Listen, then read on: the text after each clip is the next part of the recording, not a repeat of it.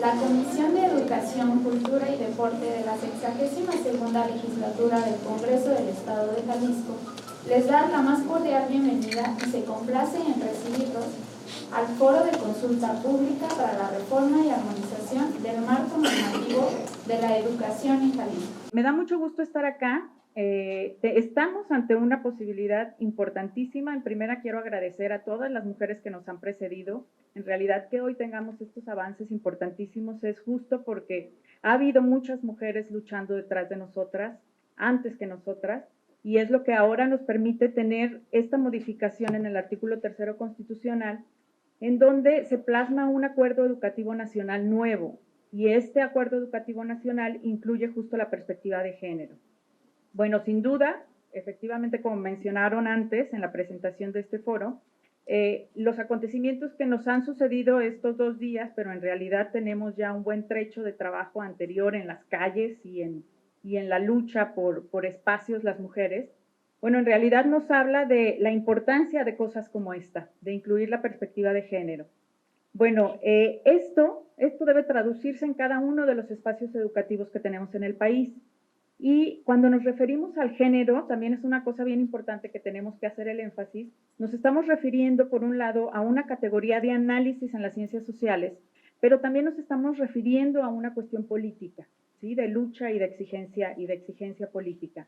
Entonces, es muy importante entender que la cuestión de género no polariza y, por el contrario, tiene que analizar, cuestionar, ayudarnos a desaprender, a deconstruir y a reaprender formas horizontales e igualitarias de relacionarnos. ¿Por qué es tan importante hablar de género justo en este momento en el que tenemos que reconstruir relaciones entre mujeres y hombres, en el momento en que tenemos tanta violencia, con tanta hazaña contra las mujeres? Pues es justo por eso. Es decir, necesitamos estas relaciones igualitarias y el espacio importantísimo donde podemos luchar por esto es justamente la educación. Entonces, esto abarca no solamente la educación superior, sino en realidad toda la educación. Y el planteamiento de este nuevo acuerdo educativo incluye incluso la educación inicial. Ni siquiera partimos de preescolar, sino prácticamente desde el inicio del ser humano, ¿no? Entonces, es importantísimo por todas estas cosas. Entonces, cuando hablamos de educación con perspectiva de género, estamos tratando temas delicados, porque rompen y desestructuran estereotipos sociales y culturales. La sociedad no está acostumbrada a rupturas o a deconstrucciones, y de ahí es que tenemos que vencer mitos, estereotipos y prejuicios que desorientan en lugar de colocar la información, la evidencia y el conocimiento científico que es confiable, preciso y relevante. Entonces, necesitamos enfoques para introducir la perspectiva de género en la educación, pero estos enfoques además tienen que ser interseccionales. Es decir, tenemos que hablar de cuestiones de edad, tenemos que hablar de cuestiones de clase, de cuestiones de los espacios en donde se habla de esto, es decir, un espacio rural, un espacio indígena. Tenemos que hablar de discapacidad y género también. Es decir, cuando hablamos de esta cuestión de género, lo tenemos que hacer desde el punto de vista interseccional. Tenemos que diseñar entonces según las necesidades de cada sector, y eso implica escuchar a las prácticas tradicionales, escuchar a los espacios en donde se va a implementar todo esto. Los enfoques deben ser respetuosos y deben ser positivos. Además, toda esta cuestión del género también debe ver a la sexualidad, porque también hay una parte importantísima de la sexualidad integral que está incluida también en la ley. Tenemos que proporcionar educación de calidad que incorpore la formación de actitud crítica desde la infancia. Y esta cuestión del género nos ayuda muchísimo a eso. Necesitamos fomentar la igualdad desde el ejemplo, tener refuerzos positivos, enseñar desde la atención y el afecto, los valores de la igualdad en el desarrollo, y que sean dinámicas coeducativas de fomento a la igualdad en la rutina diaria de niños, niñas, adolescentes y todas las personas que están siendo educadas. Es decir, sí necesitamos estas materias específicas, pero también necesitamos tenerlas en todas las materias. Es decir, no hablamos de género y es una materia que me van a dar en el primer semestre, sino que en realidad lo tenemos que tener en todos los espacios. Como decían hace rato, necesitamos economistas en género, pero necesitamos enfermeras y enfermeros con género, y necesitamos incluso las matemáticas, ¿no? Aunque pensemos que no tienen nada que ver, en realidad también necesitamos en estas ciencias más duras. Entonces, necesitamos también la cuestión de la evidencia científica. Cuando hablamos, la semana pasada estaba en un encuentro de educación sexual integral, porque cada una de estos cambios en la reforma educativa incluye otras áreas que la doctora Elia Marum mencionaba hace rato, hizo el recuento de las cosas que incluye, y una de esas es la educación sexual integral. Y hablábamos de un ejemplo de Argentina. Argentina incorpora, por ejemplo, la educación sexual integral en el 2006, es decir, nos lleva ya un trecho de ventaja. Y entonces cuando incorporan esto, viene de la mano la necesidad de hablar de la violencia también. Es decir, empiezan a surgir un montón de cosas cuando se empieza a hablar de género y cuando se empieza a hablar de educación sexual integral en las escuelas, porque entonces niños y niñas empiezan a detectar, por ejemplo, el abuso sexual. Entonces es importantísimo saber con qué mecanismos de respuesta también vamos a contar. Es decir, las escuelas van a empezar a hablar de estas cosas, pero entonces nos vamos a estar enfrentando a las problemáticas de violencia y es importantísimo irles dando respuesta.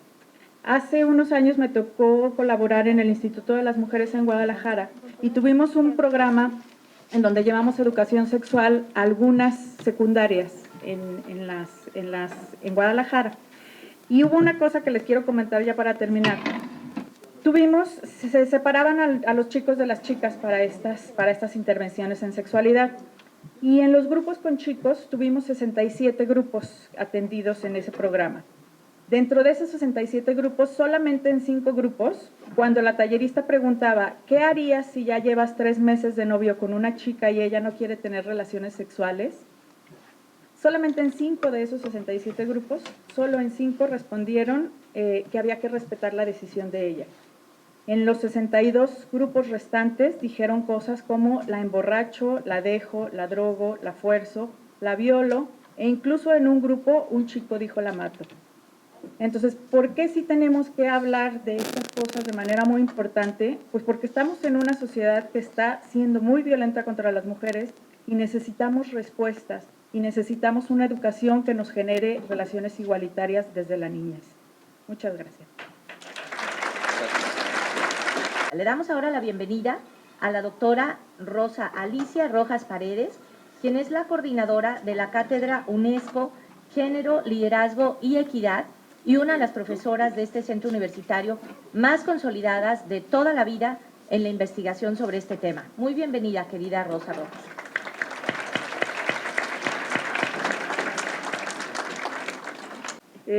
Yo me voy a centrar en algunos considerandos en relación a educación y género y emitir algunas opiniones o recomendaciones que deberían de estar incluidas en la ley. Sé que es un trabajo muy difícil trasladar opiniones, resultado de investigación, a elementos concretos ya de orden legislativo.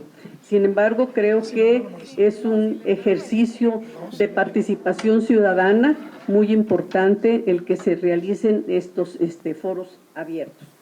Hablar de equidad de género en la educación y particularmente en las universidades pareciera innecesario si partimos del supuesto que son instituciones donde se respeta el saber y priva el diálogo entre pares. No obstante, es reconocido que en el seno, al menos de las instituciones de educación superior, persiste la inequidad, la desigualdad, la discriminación y modalidades de violencia. Hay un documento rector que a partir de 1968 emitió la UNESCO relacionado con el papel de la educación superior en el siglo XXI. Ya de eso hace un tiempo, pero estamos sumamente atrasados en la acción concreta que verdaderamente actualice esta declaración a los contextos actuales que mujeres y hombres en nuestros países están demandando. Las acciones emprendidas en la educación, particularmente en las universidades mexicanas, para lograr la equidad de género, han sido importantes pero insuficientes. Las asignaturas pendientes están relacionadas con asegurar el acceso a los estudios universitarios de mujeres que viven en zonas rurales e indígenas, el propiciar entornos seguros en los contextos escolares frente a los espacios propicios para el ejercicio de la violencia de todo tipo hacia las mujeres. no podemos hablar de que están excluidos los resabios sexistas en el discurso educativo presentes en el currículum oculto, por lo que en general se naturaliza las relaciones de género desde una perspectiva tradicional. Sabemos perfectamente que la educación, las escuelas, se reproducen los estereotipos que van a ver reforzados una sobrerepresentación de las mujeres en el área de educación, pedagogía, ciencias de la salud y sociales, porque se considera que estas son las profesiones femeninas. Y por el contrario, tenemos una subrepresentación en las áreas dedicadas a la ciencia y la tecnología. Y los estereotipos con los que navegamos en todo el sistema educativo son: las mujeres poseen mayor capacidad para desarrollar actividades de orden social. El hombre es mayormente capaz para actividades científicas y tecnológicas. Las mujeres son malas en matemáticas, los hombres son muy buenos en matemáticas. Las mujeres tienen menos habilidades para las actividades científicas y tecnológicas y los hombres más. Es, por supuesto, estas percepciones y estos estereotipos los que nos limitan en el sistema educativo y en las universidades a avanzar de una manera más equitativa y más equilibrada en nuestra oferta educativa. Y por lo tanto tenemos una representación en unas áreas y una limitación. Cuando los objetivos del desarrollo sostenible nos están invitando a que se dé mayor motivación desde el sistema educativo básico hasta el sistema de educación superior para reforzar las habilidades y los conocimientos de las mujeres en las áreas científico-técnicas y que no las tengamos excluidas y discriminadas por razones de su formación desde el sistema de educación básica. Bien, uno de los elementos que nos debemos de recordar es que el lenguaje oral y escrito es sin duda el principal código empleado en el proceso de enseñanza-aprendizaje. A través del lenguaje se transmiten conocimientos, valores y actitudes, y gracias a él se elaboran conceptos, se estructura el pensamiento y en definitiva se construye una visión del mundo y del propio sujeto. De ahí que sea importante intentar modificar los usos androcéntricos de la lengua. En este sentido, el lenguaje incluyente tiene como propósito hacer valer el derecho de la igualdad entre las personas. Para ello, se ha diseñado un conjunto de estrategias orientadas a combatir el sexismo en el lenguaje. Pero hay que reconocer que este es un problema muy grave. Debo de decir que yo misma he sido educada en un manejo del lenguaje totalmente diferente. No estoy acostumbrada y hay un proceso de reeducación permanente al que hay que someterlos. Por eso yo comprendo muy bien a nuestro rector general cuando dice, es que necesitamos desestructurar ese pensamiento y ese lenguaje para poder avanzar. Para aprovechar los minutos que me quedan, yo diría que hay 7 ámbitos de la educación en los que hay que incidir con la perspectiva de género. En la educación en general y en la educación superior en particular. 1, revisar el currículum y hacerlo transversal con perspectiva de género. 2, realizar un uso inclusivo de las imágenes y del lenguaje. O sea, tenemos que revisar nuestros materiales educativos desde la base, con qué imágenes están ilustrados, libros de texto en el nivel básico y en el nivel y en todos los niveles educativos. Integrar el saber de las mujeres y su contribución social e histórica. Realizar una orientación académica profesional no sexista. Promover un acceso equitativo a los recursos y a los espacios. Prevenir, atender y sancionar la violencia contra las mujeres. En particular, establecer protocolos universitarios eficaces para la atención, prevención y sanción del acoso sexual. Particularmente yo estoy totalmente de acuerdo en lo que ya han dicho muchos otros especialistas. La educación debe ser un bien público y debe garantizar su categoría como derecho humano universal. es fundamental educar para el desarrollo de competencias de convivencia intercultural y con perspectiva de género.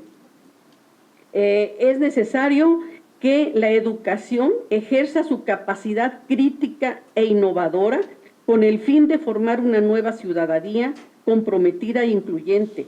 Es decir, nosotros en las universidades debemos educar para las profesiones, para la incorporación en el mercado, pero sobre todo tenemos que educar de manera integral para una ciudadanía plena con perspectiva de género. Si nosotros no nos comprometemos desde la educación con este tipo de propuestas, estaríamos no cumpliendo un papel en las universidades de pensamiento crítico, anticipatorio, para una ciudadanía plena, con perspectiva de género, pero sobre todo libre de violencia para todas las mujeres. Muchas gracias. Muchísimas gracias, doctora Rosa Rojas. Y le damos ahora la palabra a la maestra Margarita Rodríguez Jiménez. Muchas gracias, buenos días a todas y a todos. Felicitarlas y felicitarnos por la marcha del 8M, fue histórica, fue hermoso voltear hacia atrás y no ver el fin, ¿no? En otras ocasiones no cortábamos ni 2 cuadras. Hicimos cimbrar la tierra con el sonoro rugir de la unión y del amor. Gracias a todas y a todos.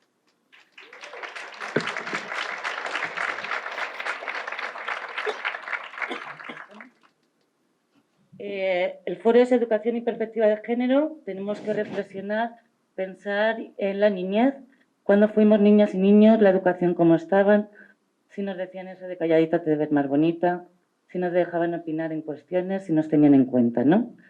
Entonces es importante también que visibilicemos nuestra niñez. Este va a ser mi argumento en la ponencia. Como ya dijo el rector, es necesario y urgente un cambio de paradigmas y patrones socioculturales y educativos. Sir Ken Robinson, las problemáticas... avanzamos, si podemos, la siguiente diapositiva. Gracias. Esta sería mi ponencia. Es larga, voy a intentar reducirla mucho.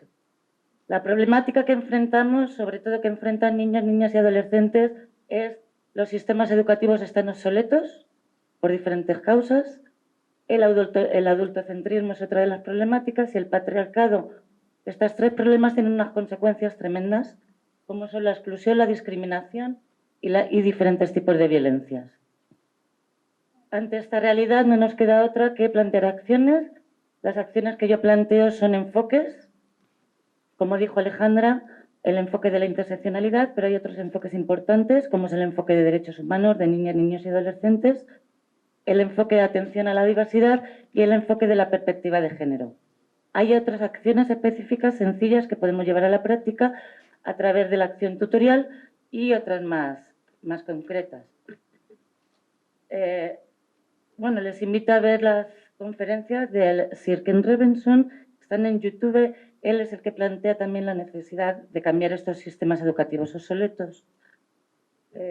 ¿Podemos avanzar? La diapositiva. Les invito a ver estas conferencias.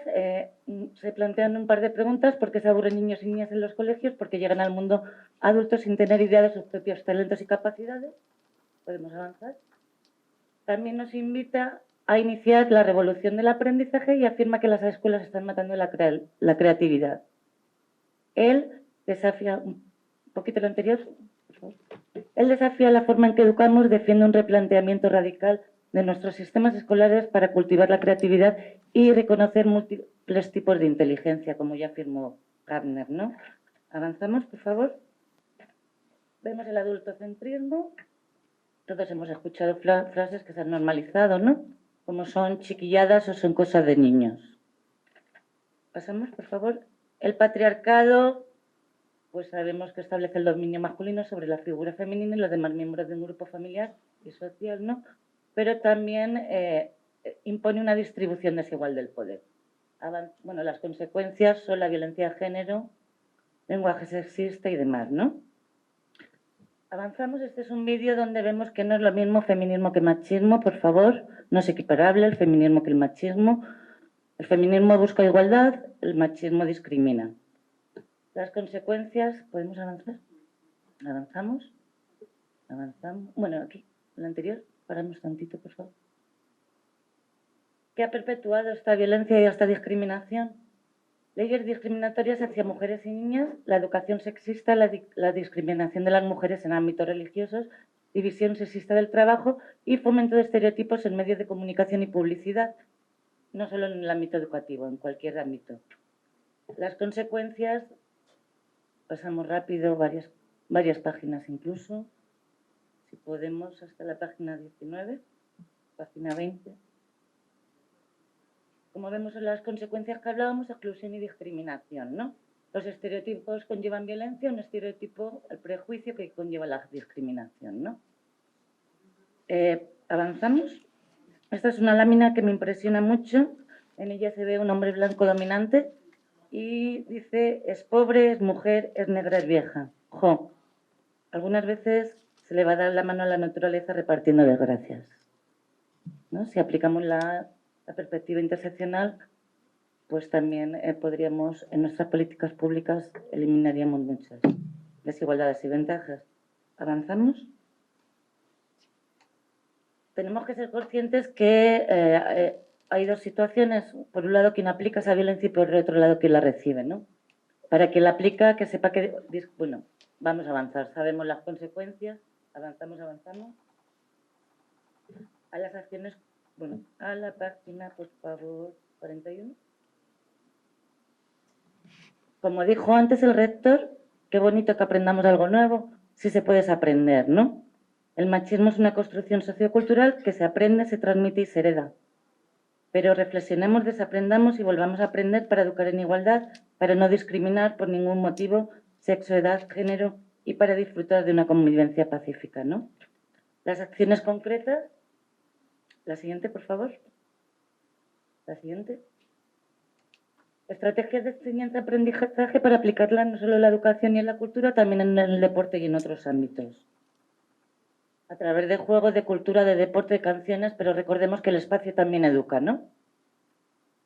Los carteles de los baños educan. Si vemos un cartel de rosa para niñas y azul para niños, educa, condiciona. Todos los carteles educan, ¿no? Tengamos en cuenta la Convención de los Derechos de la Niñez, que cumplió 30 años el año pasado y en México igual la aterrizamos en el 2014, ¿no? Tenemos una ley general, que es la Ley General de Niñas, Niños y Adolescentes, donde establece el artículo 5, el derecho a la igualdad sustantiva. Aquí también el artículo 5, la Ley General de Niños, Niñas y Adolescentes, establece consignas específicas para los 3 niveles para garantizar esta igualdad.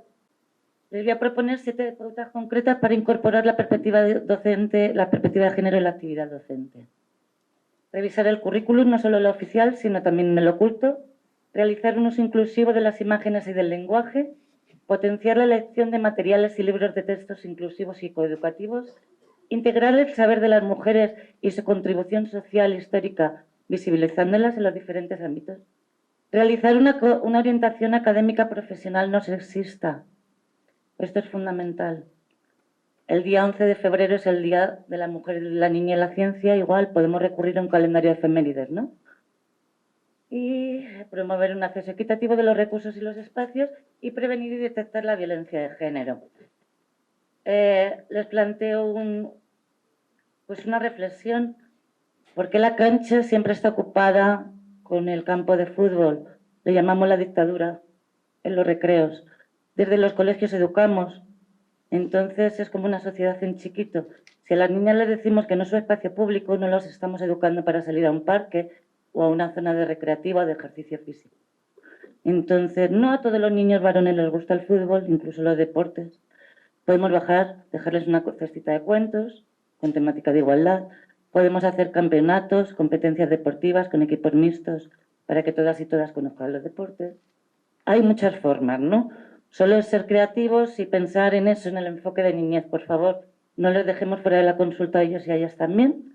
Tienen derechos, hay leyes muy buenas, incluso recomendaciones tenemos internacionales, ¿no?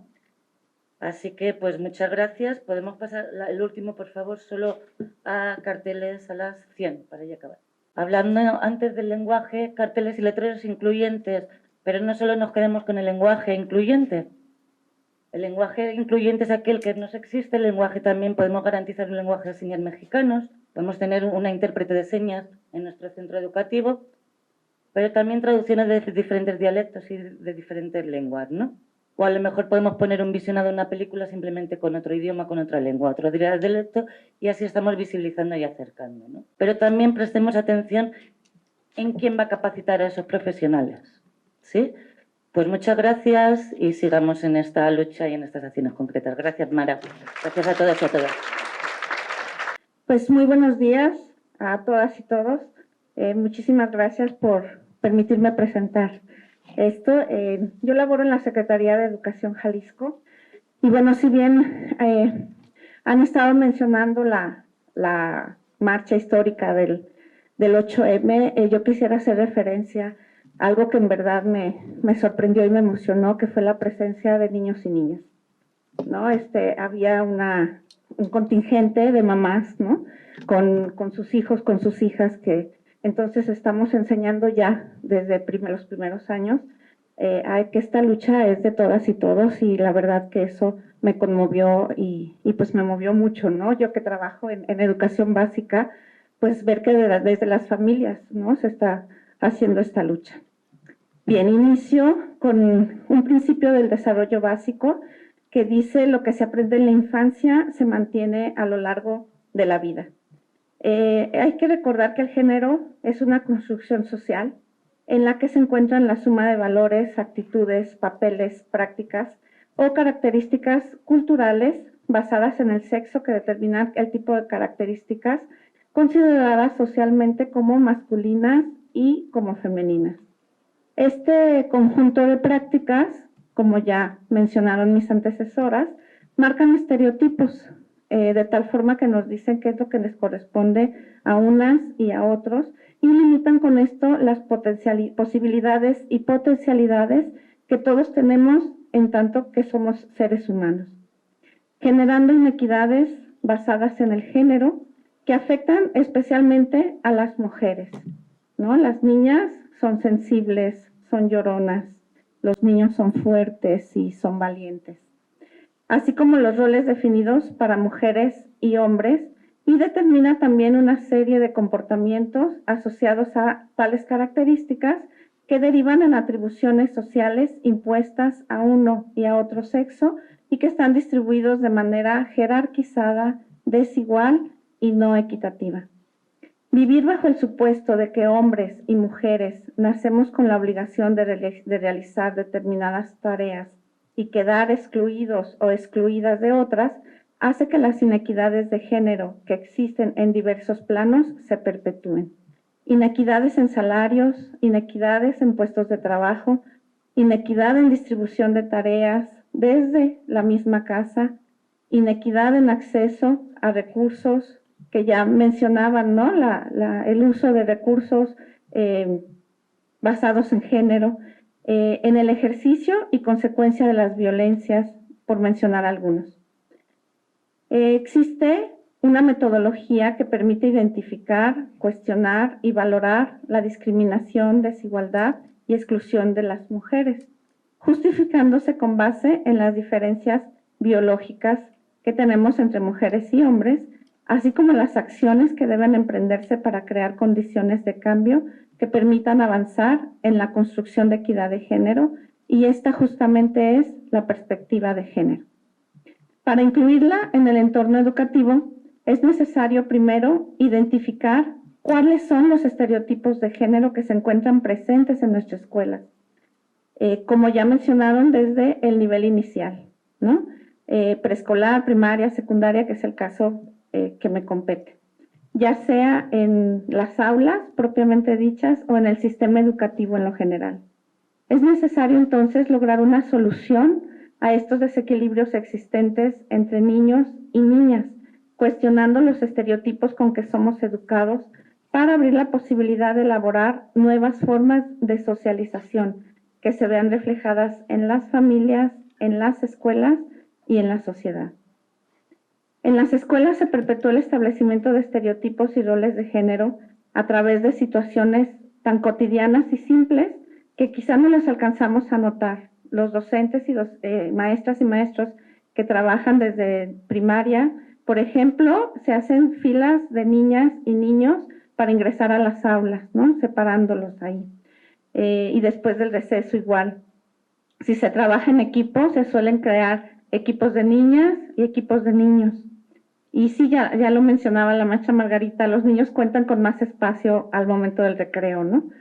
Acaparan el patio del recreo y a las niñas les dejan pues las orillas como son delicadas y sencillas, pues entonces, ¿para qué corren, no?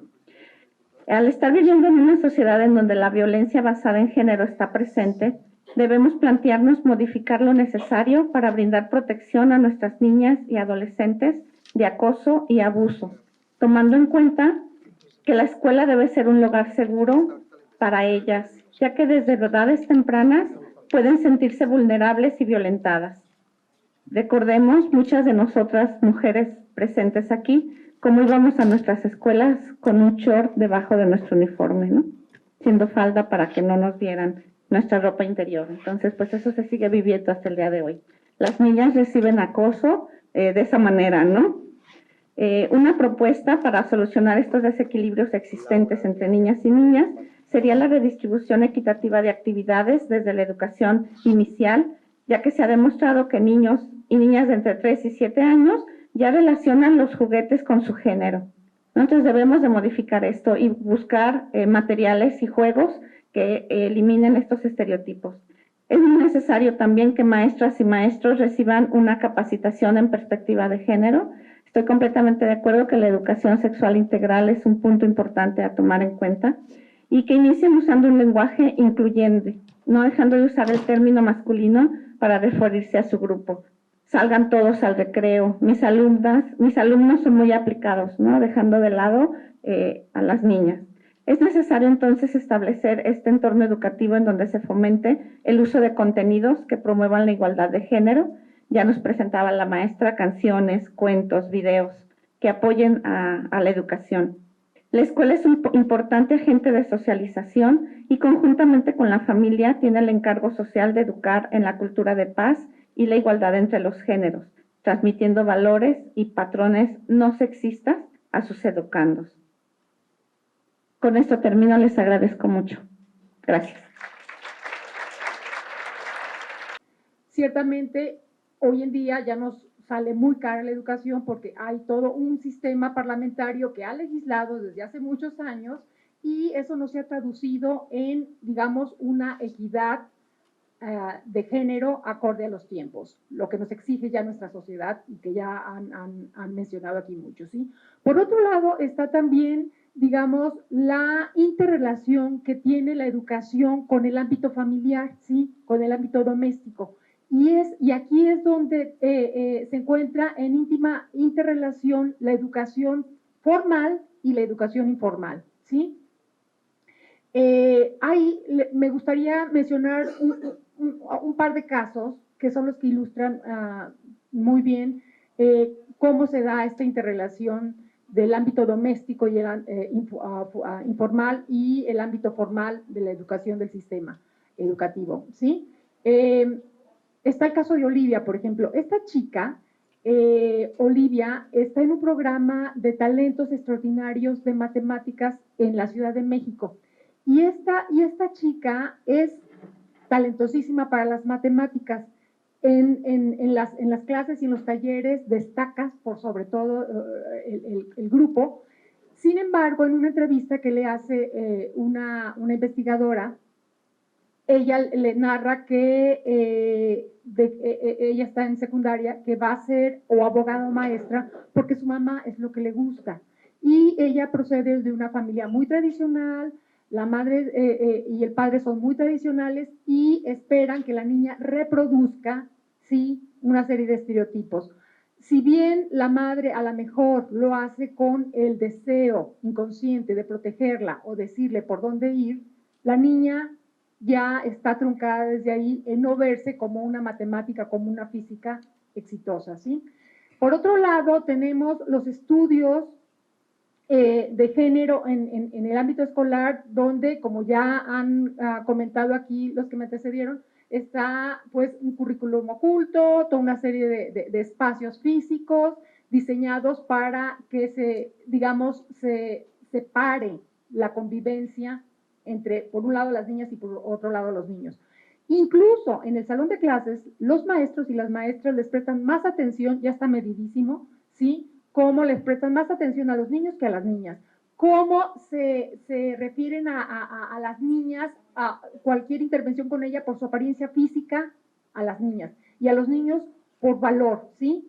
Independientemente de que ya también ha habido muchos análisis de las figuras que presentan los libros de texto y que se han ido modificando, pero todavía encontramos,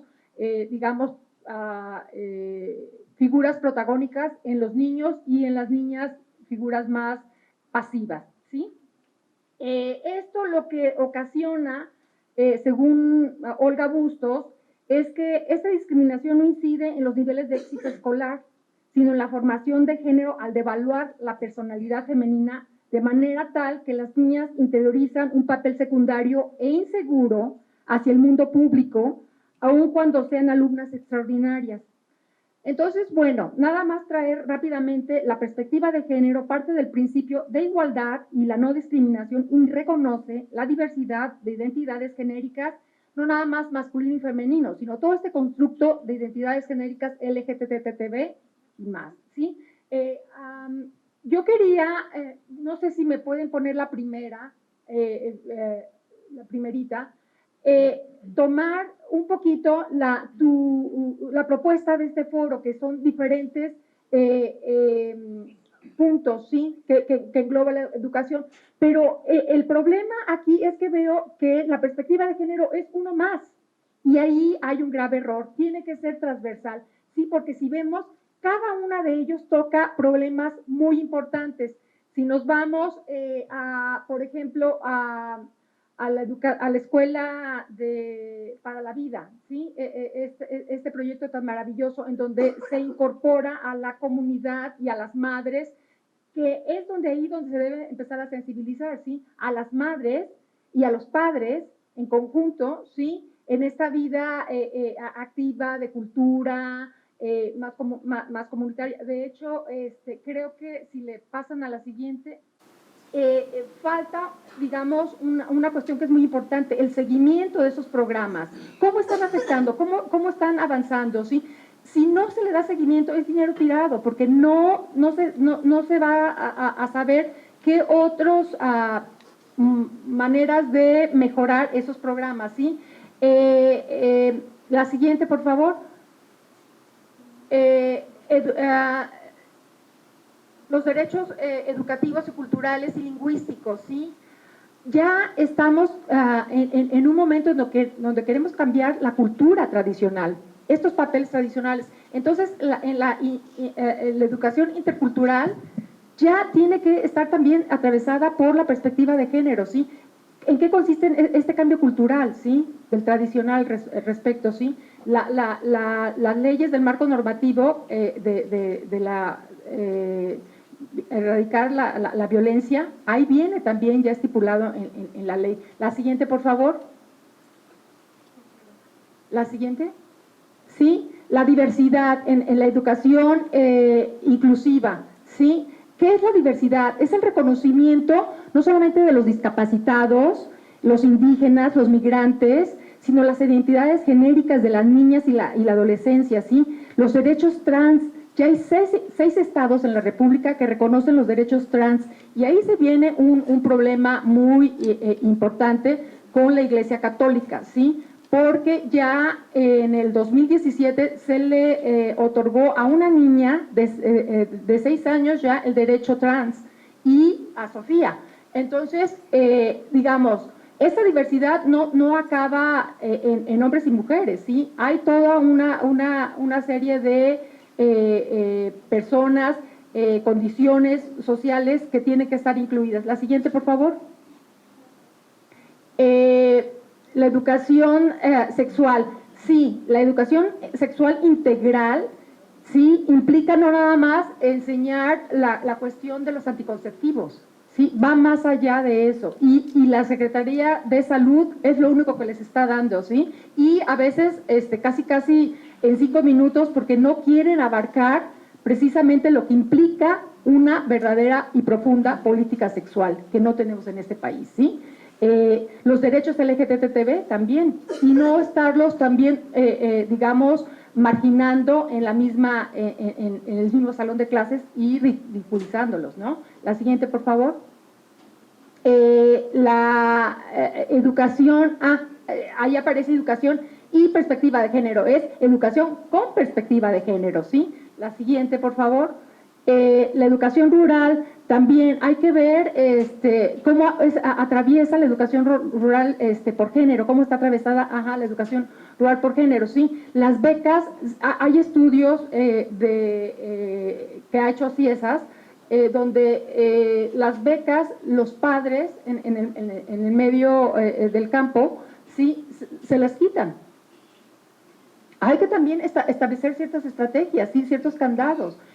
Hay más deserción obviamente de niñas, porque el niño es el que les dan preferencia para que se venga a la ciudad a estudiar más adelante, ¿sí? La siguiente, por favor. La cultura para la paz, espacios seguros para las niñas.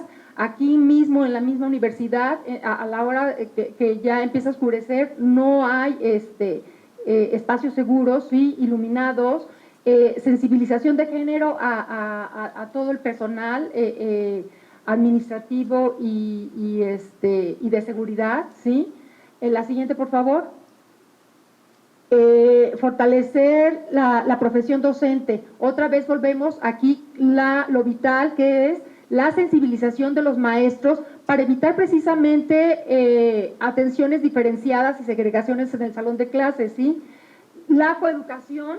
Coeducar es coeducar en igualdad y con un currículo más abierto, ¿sí? Que se problematice la cuestión doméstica en la misma educación del salón de clases, ¿sí? Bueno, aquí le dejo porque creo que ya me estoy pasando. Gracias. Muchísimas gracias, querida Patricia. No, bueno, es un dolor de cabeza para nosotros tener que marcar el tiempo, porque las ponencias son tan importantes y tan interesantes, pero les vuelvo a reiterar la dinámica. La ponencia puede tener toda la extensión que ustedes necesiten, y en el órgano técnico de la comisión y las diputadas y los diputados nos vamos a dar todo el tiempo para leerlas completas. Fijamos el tiempo de 6 minutos para la exposición como de las propuestas que ustedes quieren que sus demás colegas oigan. Entonces, cuando yo les diga 2 minutos, es que ya llevan 4 minutos. Y cuando les digo 1 minuto, es que falta 1 minuto. Entonces, bueno, pero bienvenidas todas.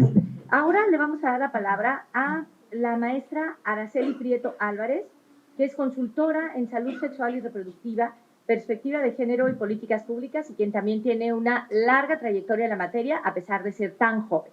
Lo importante es la implementación desde el Ejecutivo. Entonces, algo que me gustaría resaltar es sobre la importancia de que ya en el Poder Ejecutivo se pueda dar un término de profesionalización puntual a profundidad y a conciencia a lo que es personal docente. Personal docente que pueda tener la viabilidad de introducir en las aulas de clase trascender este cambio que es elemental. Si hablamos de lo que es si planteamos lo que es la perspectiva de género, quisiera remitirme a un concepto que tiene que ver con el que la perspectiva de género considera las distintas oportunidades que tenemos hombres y mujeres, las interrelaciones existentes entre ellos y los distintos papeles que socialmente se nos asignan. Sin embargo, en este preámbulo nos permite indudablemente entrar a temas que tienen que ver con la educación sexual integral, ¿no? Que bueno, sé que no es específicamente este tema en esta mesa, pero sí quiero resaltarlo porque al final de cuentas la visión educativa de perspectiva amplia, incluyente, tiene que ver con la forma en la que estamos educados de manera, desde la sexualidad integral como docentes, como también la forma en la que implementamos la educación hacia afuera. Si bien hemos ubicado modificaciones en libros de texto, educación cívica y ética, misma biología, y que tiene que ver con este cambio estructural en letras desde los textos, es obligatorio que docentes estemos en la misma frecuencia. Y ahí es donde, como dicen vulgarmente, la puerca torció el rabo, ¿verdad? Y entonces lo que necesitamos es obligar desde ahí, desde esas entrañas, a hacer cambios estructurales. Y estos cambios estructurales consisten efectivamente en un cambio de paradigma, de visión, en el tema de nuestros cuerpos, de nuestra forma de pensar, de nuestro pensamiento, de nuestra forma de educar, y que por ahí podríamos intentarlo. Por supuesto, el tema del Estado laico, de la educación desde el Estado laico, tiene que ver con la perspectiva de género, o forzosamente, es parte de la perspectiva de género, en donde puedan estar incluidos, como bien lo comenta quien me antecedió, el tema de las diversidades, la diversidad sexual y la diversidad de géneros, que esto forma parte de los procesos formativos y de cambios estructurales que obligadamente debemos de implementar en la parte de educación.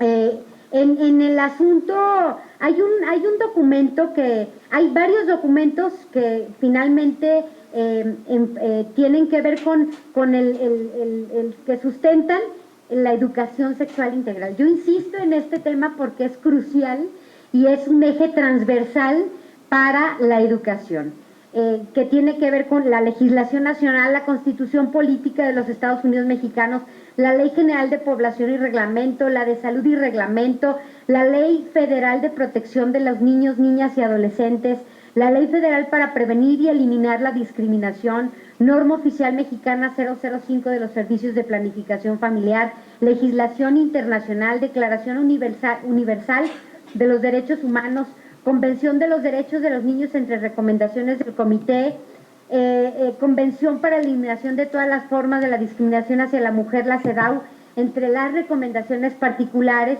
Conferencia Mundial de Población y Desarrollo del Cairo, Plataforma de Acción y Revisiones del 5 y 10, Cuarta Conferencia Mundial sobre la Mujer de Beijing, Plataforma de Acción y Revisiones del 5 y 10, Secretaría de Salud y su papel fundamental en lo que es la salud sexual y reproductiva. En ese sentido, las discusiones y avances nacionales e internacionales en materia de derechos humanos han permitido que adolescentes sean reconocidos como personas sujetas de derechos, dejando atrás la idea de considerarlos como objetos de protección. Por ello, se ha logrado un amplio reconocimiento de sus derechos sexuales y reproductivos como parte integral de sus derechos humanos. Y muchas veces estos se ven comprometidos e incluso violentados, sobre todo en el aspecto de su sexualidad, debido a prejuicios sobre su desarrollo y capacidad para tomar decisiones, además del desconocimiento de la normatividad que los regula y protege. En México existen instrumentos que protegen el acceso de las y los adolescentes a la información, a la orientación, consejería y servicios. Sin embargo, esto todavía están rebasadas las necesidades y la cantidad de violaciones a los que se ven sujetos y sujetas adolescentes y mujeres y hombres, ¿no? Por ello, la importancia de que los servicios y atenciones en la parte regulatoria de la educación sexual integral se vea plenamente esparcida en lo que es el aula de clase y lo que es al interior de los procesos formativos. Entonces, me parece que el tema de la perspectiva de género, como para concretar esta idea, es los cambios estructurales son obligatorios para quien implementa lo que es la educación con perspectiva de género. Y en caso de no ser así, que en todo caso se vea plasmado en la ley alguna sanción, alguna restricción o inclusive que pueda ser retirada su certificado de docencia cuando esto se contraponga con los propios derechos esenciales de adolescentes, niñas, niños y adolescentes, ¿no? Muchas gracias.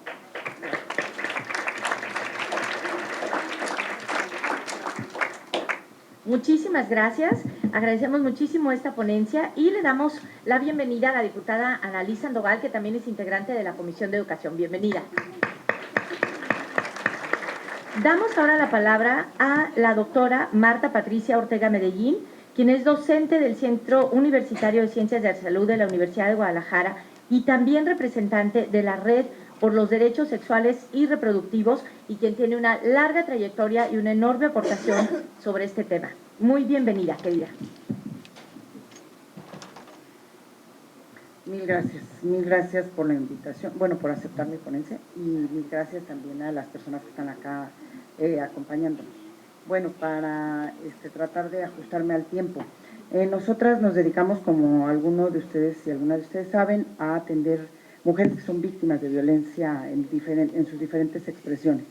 En algún momento todas ellas han sentido dolor, tristeza, confusión, miedo y enojo, y eso las hace avanzar, buscar acompañamiento, acudir a terapia, le contaron a algún familiar, un amigo o amiga, tuvieron asesoría legal, denunciaron ante alguna autoridad, se encontraron con otras víctimas del mismo agresor, pero encontramos una cuestión común, que es que en algún momento todas deciden abandonar el proceso, y algunos de los argumentos fueron: salí de la escuela y ya no lo veré, relatar todo en el escrito de la denuncia fue muy dolorosa, prefiero ya no pensar en eso, realmente no sé si quiero que le hagan algo a él, no soy tan mala, soy gorda y soy fea y con eso él podría convencer a la gente de que no hubiera podido querer violarme, yo fui tan tonta que no me di cuenta de lo que él tramaba, no creo poder resistir todo lo que implica este proceso, debo estar haciendo algo mal, pues me ha pasado en varias ocasiones, no quiero que mi pareja o familia se enteren de lo que pasó porque sufriría.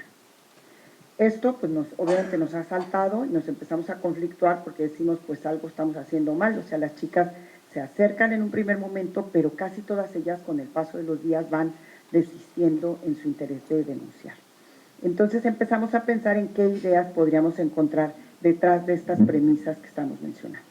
Entre otras, pensamos, las mujeres somos buenas, no debemos buscar venganza, las mujeres no tenemos tiempo para batallas largas, hay cosas más importantes que hacer, somos sentimentales y podemos perdonar, somos responsables de lo que hacen y piensan otras personas, los problemas se resuelven si yo olvido, hay un solo modelo de belleza, es más fácil evadir que confrontar, el dolor emocional y físico debe evitarse a toda costa, los hombres violan a una mujer porque les gusta, nosotras debemos proteger a toda la demás gente hasta de lo que hemos sufrido nosotras.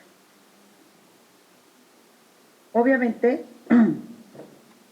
estas premisas nos las transmite la cultura dominante por igual a hombres y a mujeres, pero en este caso me centraré en las que nos inculcan a través del supuesto de las características del género femenino y que tendríamos que seguir empeñadas en erradicar de nuestras vidas, aun cuando no hayamos sido víctimas de violencias machistas, o a través de la escuela, que es la propuesta para aquí. Enseñamos a los chicos a que deben estar dispuestos a pelear por lo que quieren y a las chicas a no conflictuarse, a ceder, a buscar una nueva cosa cuando alguien quiere la que ellas tienen, a rendirse. Desde muy pequeñitas, si han visto que de repente es como, no, mija, tú no pelees, vente, te voy a dar otra cosa. Pero si es niño, entonces sí, pues tú dile que te lo preste, hagan turnos, vean cómo le hacen, negocia con él, o sea, ¿no? Promovemos una en un sentido y otra en otro. Enseñamos a los chicos a no hacerse responsables ni de lo que son responsables, y a ellas a desarrollar sextos sentidos y poderes paranormales para adivinar, prever y anticipar lo que las demás personas piensan, sienten y harán, y a sentirse tontas cuando no lo logran. Pero también les enseñamos a confiar siempre, pues desconfiar implicaría sospechar y eso pues es malvado, ¿no? Entonces eso no es para las niñas. Esa bondad, entre comillas, a toda prueba que enseñamos a valorar a las niñas con modelos de mujeres sufridas, abnegadas y puras en películas, novelas, canciones, historias, nos llevan a pensar que exigir justicia y denunciar un delito son formas de venganza que no son propias de lo femenino. Y además, el perdón es la real forma de resolver, dejando en el pasado estas situaciones, olvidarlas en vez de aprender de ellas para que no se repitan o prevenirlas. El eterno empeño con el que transmitimos a las chicas la imperiosa necesidad de cuidar la apariencia, de verse bien hasta en las situaciones más inusitadas, de agradar como si hubiera un solo modelo de belleza y ese fuera posible para todas. Pero además como si ellos fueran educados para valorar las mismas cosas que a nosotras nos modelan. Por ejemplo, y más de alguna, a lo mejor hemos acudido a alguna fiesta y hemos cuidado nuestras pestañas, nuestras uñas, los tacones, el cabello alaciado, la boca carnosa, la ropa, y todas esas cosas pasan desapercibidas para los hombres. Por otro lado, o sea, fue una pérdida de tiempo. Sí se habían dado cuenta, algunas de aquí nos dimos cuenta ya de eso, pero otras todavía no se dan cuenta.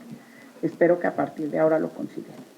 Por otro lado, enseñamos a las chicas que son frágiles al no permitirles que trepen árboles, anden en bicicleta, practiquen deportes de contacto, etcétera. Transmitimos la idea de que deben huir del dolor físico y después de los 6 o 7 años es raro ver a chicas con raspones, cortadas, moretes, fracturas o cicatrices ganadas en el juego. Pero por otro lado, les enseñamos a resistir estoicamente un abuso, un engaño, una humillación. Les enseñamos a no responder a la violencia psicológica o verbal y las premiamos por resistirse a contestar en el mismo tono que se las ofende. Les decimos que no deben ser groseras. Tú aguanta, no le hagas caso, que el tonto sea él. Tú adelante en tu vida. Cuando lo que mereciera regresarse y darle una cachetada. A los chicos, por otro lado, les encontramos cicatrices. Digo, yo he visto hombres adultos con raspones desde la cintura hasta la rodilla, ya saben, porque jugaron fútbol el domingo y vienen además con short exhibiendo su herida de guerra, y eso pues les sigue sucediendo. Entonces tienen un conocimiento cabal del dolor físico y no los mata, ¿no? Va bien, hasta lo presumen, ¿no? Como, sí, traigo el brazo quebrado porque me peleé o porque me caí, pero en la moto, de la patineta, etcétera. Les enseñamos a las chicas que los hombres son animales salvajes que no pueden dominar sus instintos. También a los hombres les enseñamos que son hombres salvajes, son animales salvajes. O sea, es para las dos partes. Los hombres también se deberían de ofender de que se les asimile con animales salvajes. Les enseñamos a las chicas que los hombres son animales salvajes que no pueden dominar sus instintos cuando insistimos en que son ellas las que deben poner límites y darse a respetar. Pero asumimos con culpa los golpes. Por eso asumimos con culpa los golpes, la violación o cualquier otro tipo de violencia, e intentamos ocultarla, no hacerla visible, pues la denuncia podría también evidenciar que yo hice mal al no construir la muralla que ya me habían advertido que era necesaria para contener al hombre. Y finalmente, denunciar una violencia pareciera lastimar más a la pareja y familiares que a la víctima, de la víctima que a ella misma, cosa que la mujer debe evitar, pues es un dolor que no merecen mis seres queridos. No saben cómo lidiarlo, podrían empeorar las cosas y se enojan y van en busca de venganza. Pero además es un asunto que yo debí prevenir y que a mí me toca resolver de forma individual. Cabe señalar que las familias y parejas responden a la denuncia de la víctima la mayoría de las veces de forma iracunda, con enojo, gritos, llanto, y exigen atención, comprensión, contención, etcétera, dejando en segundo plano a la víctima. Estas y otras enseñanzas del patriarcado han generado que las chicas de antes, pero también las de ahora, desistan de denunciar una violencia machista. Es decir, el patriarcado nos educa para ser impunemente violables, ofendibles, golpeables, manipulables. Aquí interviene la escuela. La perspectiva de género tendría que ser transversal, pero regularmente cuando hablamos de transversalización de la perspectiva de género, los maestros y las maestras dicen, ¿qué es eso? Entonces tendríamos que reflexionar estas cosas con ellos y con ellas, y cuando se habla de capacitación y sensibilización o de fomento de la igualdad de género, de construir una comunidad equitativa, combatir las desigualdades de género, luchar contra los prejuicios y los estereotipos, es esto a lo que nos estamos refiriendo. Dejemos que las niñas hagan las cosas que hacen los niños y los niños que hacen las niñas, como en el mundo en el que estamos ahorita dividido en los géneros, ¿no? O sea, que puedan hacer ambas para que entonces realmente empecemos a promover una equidad y que en el futuro entonces una mujer pueda responder también con un golpe, o un hombre sepa que no tiene que golpear, o una mujer ante una violencia sexual pueda responder con una denuncia y el hombre sienta temor de que existe esa denuncia, y no como ahora en donde, bueno, seguramente no va a pasar nada. Generalmente, bueno, también ya se tocó el tema de las familias, pero yo me he querido centrar en las normales, como dar recursos precisamente para que ahí puedan pasar las mejores horas de su vida y puedan aprender a vivir de manera no violenta. El estudiantado actualmente está llegando hasta mis últimos días de clases, y ahí sí me puede dar hasta puedo soltar lágrima, el hecho de que hay jóvenes, mujeres, que tienen que salir de sus casas 4 de la mañana, que sus papás las tienen que acompañar al camión, que están viviendo una serie porque ellas ya viven en los lugares donde están desapareciendo mujeres. Entonces, yo sí en esta participación, y agradezco mucho, sí, y desde mi experiencia en la Universidad Pedagógica, que fue realmente enriquecedora, donde sí pude dar cuenta en mis investigaciones sobre el cómo va cambiando la cultura, cómo vamos cambiando la cultura. Hablamos de deconstruir y cómo deconstruir diario y cotidianamente. Entonces, más que aportaciones, preguntar cómo se legisla, Mara, cómo se legisla para hacer que ya dejemos todos esos conceptos. A ti te conocí en el 95, junto a Cande. ¿Cómo podemos llevarlo a la vida diaria de las personas? Ese es por lo que me vine a sentar aquí. Quiero que los maestros que egresan de la normal se sientan felices de quienes son. Gracias. ¿Cómo transformar todos esos conceptos, todas esas investigaciones en artículos concretos que no sean letra muerta? Es complicado. Nosotras justamente estamos estudiando permanentemente, pensando cómo garantizar que esos conceptos no se queden solamente ahí. En efecto, han pasado años y años, y esperemos que esta rebelión del 8 y del 9 pues nos dé la fuerza suficiente para lograr los cambios que ustedes han propuesto a profundidad.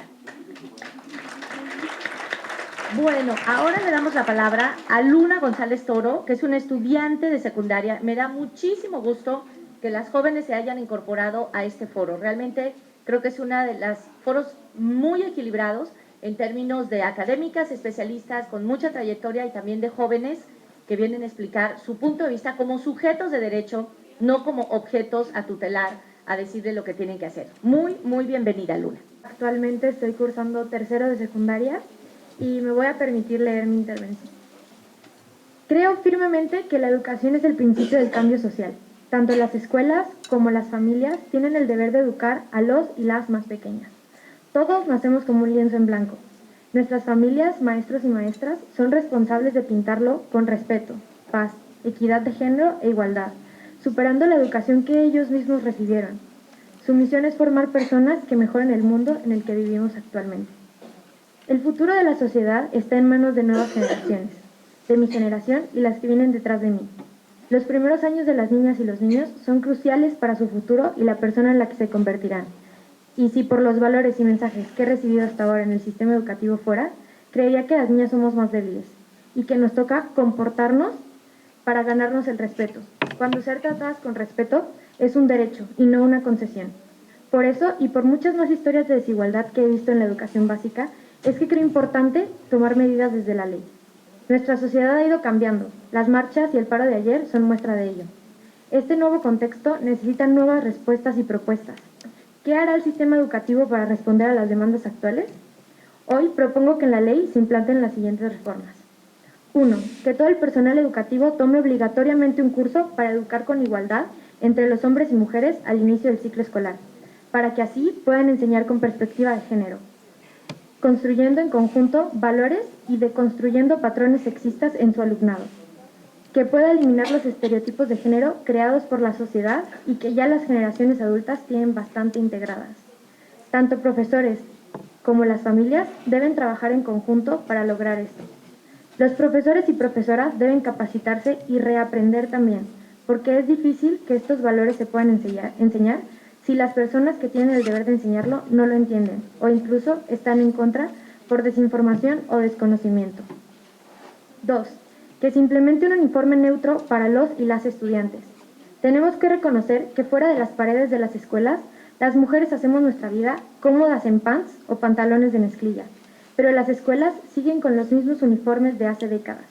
Las mujeres no nos vemos más bonitas con falda, como dicen muchas escuelas, sobre todo privadas. Queremos elegir, sentirnos cómodas, tirarnos en el pasto, jugar fútbol si queremos, y que nuestra forma de vestir no nos lo impida.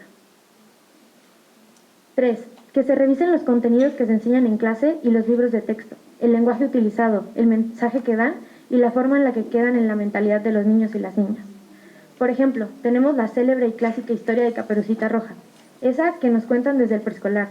En ella se puede ver que el mensaje que da es: niñas, no vayan sola por la calle porque el lobo feroz se las comerá. Pero no se le dice al lobo feroz que respete a Caperucita. O los cuentos de princesas, donde la mujer tiene que ser bella, delicada y esperar a ser salvada. Y finalmente, tengo preguntas para las que no sé la respuesta, pero que la dejo a las diputadas. ¿Qué hace el gobierno para orientar la educación impartida en las escuelas privadas? ¿Pueden las escuelas privadas aislarse de estas reformas que se proponen solo por el hecho de no recibir dinero público? En fin, creo que hay mucho por hacer y este podría ser el inicio de un cambio que hará a esta sociedad algo mejor. Y me entusiasma muchísimo poder ser parte de ello. Gracias. Y bueno, la respuesta rápidamente a tu pregunta, ¿qué hace el gobierno en las escuelas privadas? Debería hacer lo mismo que en las escuelas públicas, porque todas las escuelas privadas están reguladas por la ley, pero en este momento se limita a aplicar los reglamentos para poderles dar el REBOE, el reconocimiento oficial, pero se considera que son espacios que efectivamente tienen autonomía o autarquía cuando no es así. Y efectivamente la educación laica, gratuita, obligatoria, y si ahora conquistamos que se reitere la legislación de que ésta tenga perspectiva de género, debe llegar a todos los niveles. Así que bueno, vamos a luchar por eso. Muchas gracias. Bueno, ahora le vamos a dar la palabra a la doctora, nada menos que Marta Villaseñor Farías, quien es investigadora del Centro de Estudios de Ciencias de la Salud de la Universidad de Guadalajara, e igual que otras investigadoras que han presentado ponencias aquí, de las decanas de este tema en la universidad. Bienvenida. Gracias. Estoy como Alma, también ya jubilada, pero me sigo sintiendo parte del CUCS. Primero, bueno, muy buenas tardes. Muchas gracias, Mara, por la invitación, y a todos quienes organizaron este evento y lo hacen, le permiten a uno ser parte con sus opiniones. Primero, yo creo que es muy importante decir que por un lado está todo el conocimiento que se pudiera vaciar como experiencias de investigación o experiencias de campo, y por el otro lado como las propuestas específicas para la cuestión de la ley general, pero también de las leyes secundarias con las que tenemos que armonizar, y las leyes marco, que ya se mencionaron algunas de nivel internacional, nacional y también para el Estado. Y también incidir en la cuestión de los reglamentos y los programas educativos, porque no todo lo que se ha venido virtiendo puede quedar establecido en un inciso o en un artículo específico de la ley, pero sí puede que quepa o deba de estar en el reglamento y ya en cómo se operan las cosas, ¿no? Entonces, como que también es mucha tarea que les queda a ustedes y también como opinar luego. Una de las cosas muy importantes que a mí me parece es que este es uno de los sectores sociales, institucionales, donde principalmente quienes laboran y quienes lo emprenden y quienes trabajan en él son mujeres. Es decir, el mayor número de personal docente son mujeres. Y uno pensaría que sería de los primeros campos que entrarían a incorporar la perspectiva de género cuando ha sido mucho más tardía. Pensábamos quienes ya llevamos años en esto, que por ejemplo las fuerzas militares o policíacas iban a entrar muy tardíamente, y con sorpresa, y aún en la UPN, han impulsado muchísimo la incorporación y la transversalización de la perspectiva de género, y es muy triste que el sector educativo esté completamente atrasado. Y cuando digo incorporar la perspectiva de género, me refiero no solo a lo que vamos a enseñar o a lo que se va a trabajar, los contenidos programáticos, sino también el ambiente laboral del personal docente de la cultura institucional a la perspectiva de género, el uso del lenguaje con perspectiva de género y la transversalización de perspectivas de género, derechos humanos, transculturalidad, interdisciplinaridad, inclusión y postura laica y de respeto a la diversidad. Entonces, no solo es pelear por ese aspecto, porque el género atraviesa estos otros perspectivas, ¿no? No se puede hablar de género sin hablar de derechos humanos, ni de transculturalidad, ni de el Estado laico y la separación iglesia-Estado. En el lenguaje que se encuentra uno, tanto en las leyes a nivel federal o estatal, todavía es mucho hablar de los educadores, los educandos, los trabajadores y los padres de familia, y la sociedad de padres de familia, etcétera, etcétera. Entonces tenemos que buscar que no solo de forma que la forma también es contenido, esté puesto, y que ya es momento que lo haga, ¿no? En las cuestiones donde se tiene que transformar es en esta cuestión también de dónde, cómo es que capacito y reglamento lo suficiente o lo normo a partir de la ley, porque se habla mucho de las normales y yo coincido, pero yo estaba pensando, ya nomás a nivel de secundaria, la gran mayoría de docentes de secundaria no son necesariamente egresados de escuelas normales. Cuando ya se habla de prepa, menos, y a niveles de educación superior tampoco. Entonces hay que incidir en las enseñanzas normales, pero también hay que exigir ciertos contenidos, indicadores de actitudinales y de saberes para quienes van a ser docentes. Así vayan a dar biología, vayan a dar matemáticas, vayan a dar trigonometría, tiene que haber elementos, ¿sí? Y se divide mucho la cuestión escolar, extraescolar, adultos, especial, de trabajo y todo como si fueran opuestas. O sea, adultos es un papel y se habla de educación de adultos, pero hay muchos adultos que están en educaciones de nivel básico y también hay muchos jóvenes que están en otros niveles, es decir, no son.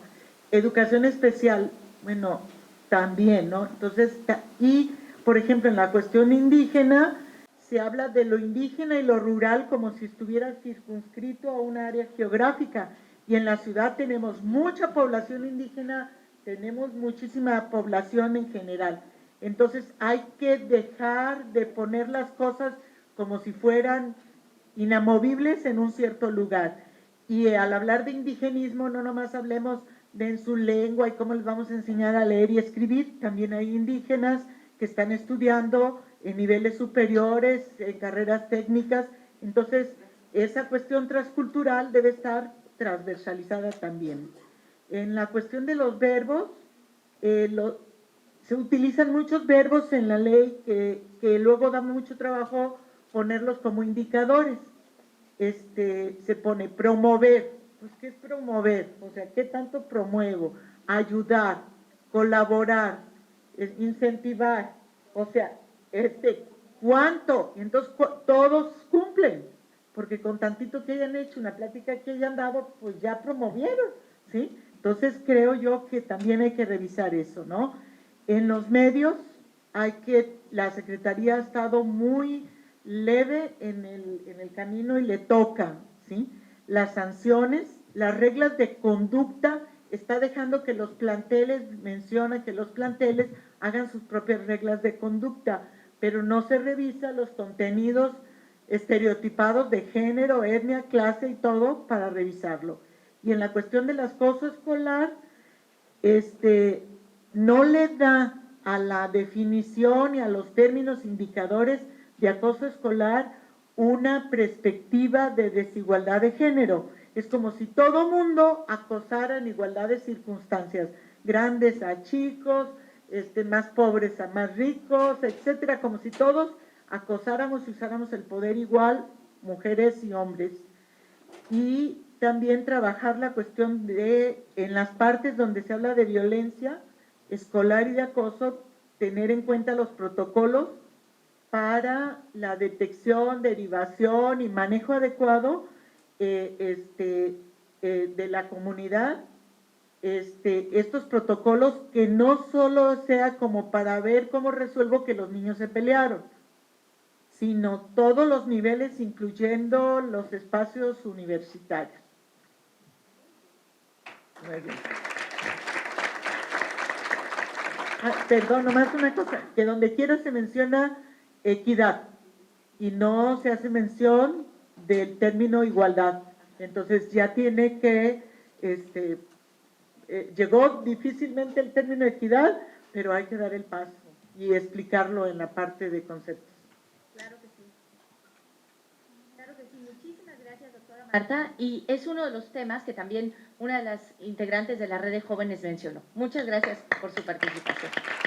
Y bueno, le damos la bienvenida a otro de nuestros compañeros de la Comisión de Educación, al diputado Carlos Eduardo. Adelante, incorpórate acá al presidium. Nos da mucho gusto que estés también con nosotras. Bueno, ahora le damos a dar la palabra a la doctora Susana Gabriela Muñiz Moreno, quien es académica del Centro Universitario de Ciencias Sociales y Humanidades. Adelante. Muchas gracias.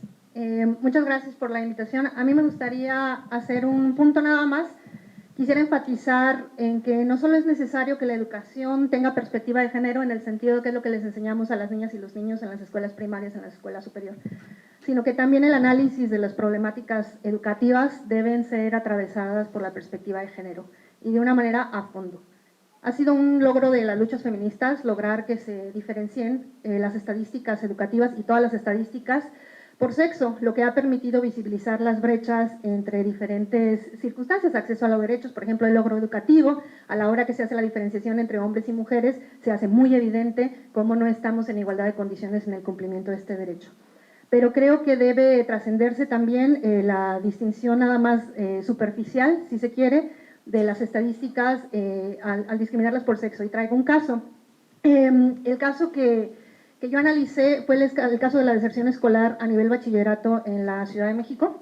Existía un programa que consistía en dotarle de becas a los estudiantes de bachillerato, 500 pesos mensuales, para tratar de retenerlos en el nivel medio superior, ¿no?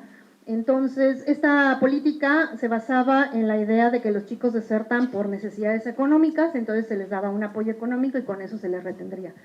No tenía una perspectiva de género la política, un poco por el supuesto de que no existía diferencia de género en la deserción, dado que hombres y mujeres desertan de la escuela por igual, en igual proporción. Entonces no había una diferencia visible, no había una brecha de género, no había un tema que atender en ese sentido. Yo hice un análisis de 10 años de deserción escolar en el nivel medio superior, en todos los subsistemas en la Ciudad de México. 7 años eran previo a la existencia de esta política y 3 años ya con la implementación de la política.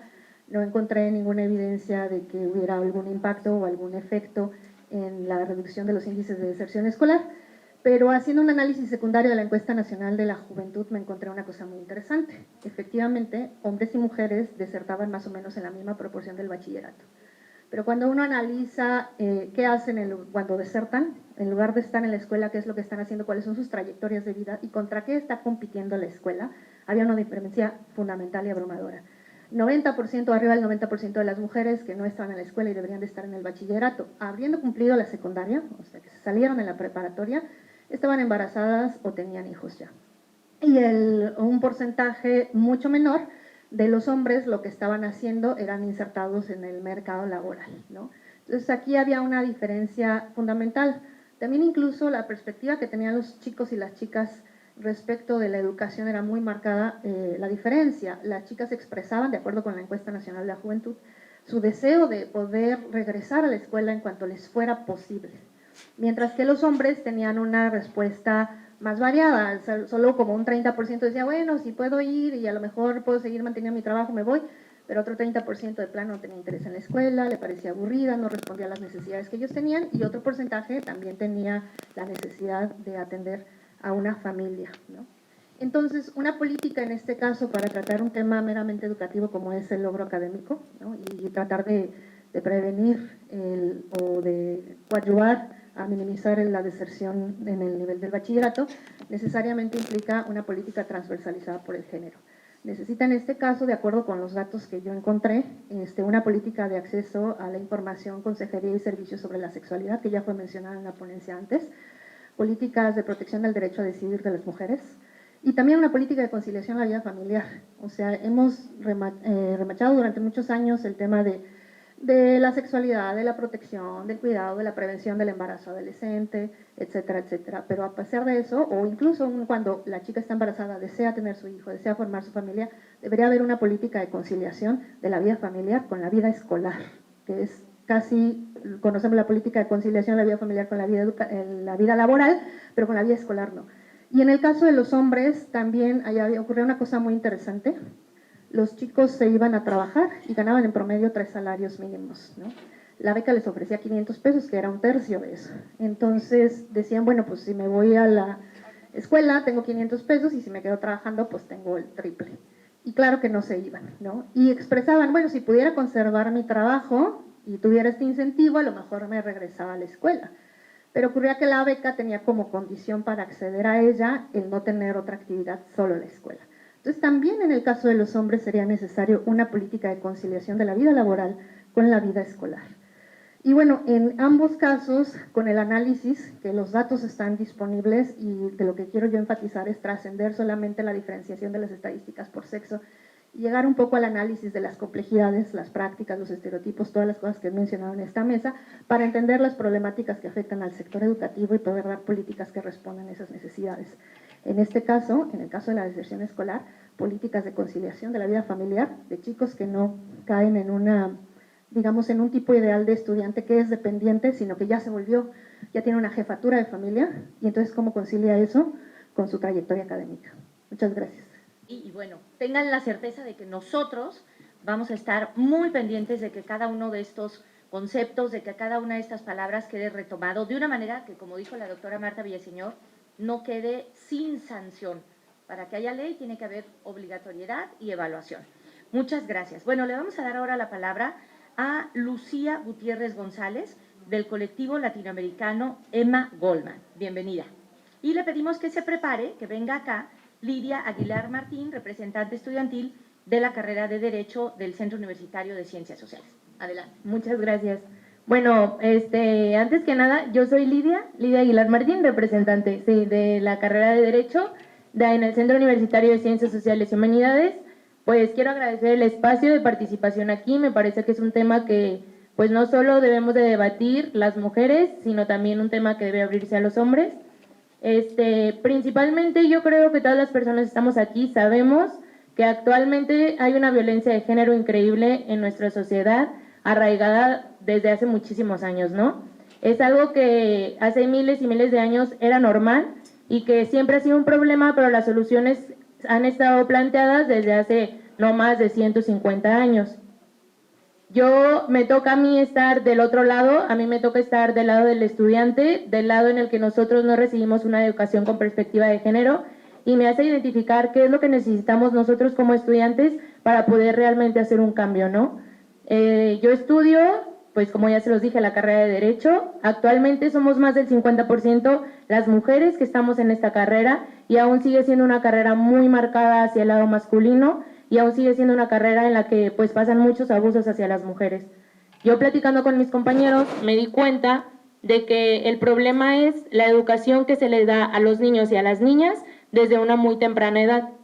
El Estado tiene la obligación de garantizar que las personas que somos iguales seamos tratadas y tengamos las mismas condiciones. Y eso es lo que hace falta, que realmente se tomen medidas que realmente garanticen esto. Últimamente el Estado ha llevado a cabo acciones afirmativas. Nos vamos, por ejemplo, al tema de la paridad en los congresos, a la tipificación de delitos en contra de la mujer por materia de género, pero realmente nos damos cuenta que son medidas posteriores a los actos de violencia. Entonces, ¿qué vamos a hacer nosotros? ¿Qué debemos de hacer para que sean medidas antes de que los actos pasen, no? A mí me gustaría decirles una frase de Kant que dice: tan solo por la educación puede el hombre llegar a ser hombre. El hombre no es más que lo que la educación hace de él. Para mí es el principal fundamento y es lo que necesitamos empezar a hacer para que esta sociedad cambie, porque hablamos de un problema que está arraigado desde las raíces de todas las personas que crecemos aquí. Hablamos de que a las niñas nos educan con unos estereotipos y a los hombres con otros, y cómo vamos a empezar a cambiar eso. Si bien es cierto que las familias es un papel fundamental para el desarrollo de un niño o de una niña, el Estado, por medio de la educación en las escuelas, desde preescolar, primaria, secundaria, y pues ya nos vamos a nivel de preparatoria y bachillerato, deben de incidir en este tipo de temas. Como ya lo habían mencionado anteriormente, el 15 de mayo del 2019 se hace la reforma a la Constitución en el artículo 3, en el cual se habla de que la educación debe tener perspectiva de género. Y tenemos que entender que la perspectiva de género se entiende como un mecanismo en el cual una persona que puede aplicar esta perspectiva de género aprende a identificar los estereotipos que hay en una sociedad y los erradica. ¿Qué es lo que yo identifico que ha pasado últimamente? Nos están diciendo, o más que nada a los hombres, no violentes a una mujer, no hagas este tipo de acciones. Pero realmente, ¿cuándo nos hemos preocupado porque ellos entiendan por qué no deben de violentarnos? Porque ellos creen su criterio propio y al final sean ellos los que le digan a otros niños que no nos violenten. Eso es lo que nosotros tenemos que empezar a hacer. Como propuesta, a mí me parece que no es el tema solamente de implementar una materia de género en las escuelas, sino, como ya lo habían dicho anteriormente, permear todas las materias, desde una materia social hasta una materia económica, hasta una materia de matemáticas, que todas las materias se traten con perspectiva de género, para que los niños se desenvuelvan en un ambiente en el que ya es normal para ellos crecer y que los hombres y las mujeres son iguales ante la ley y ante todos los espacios.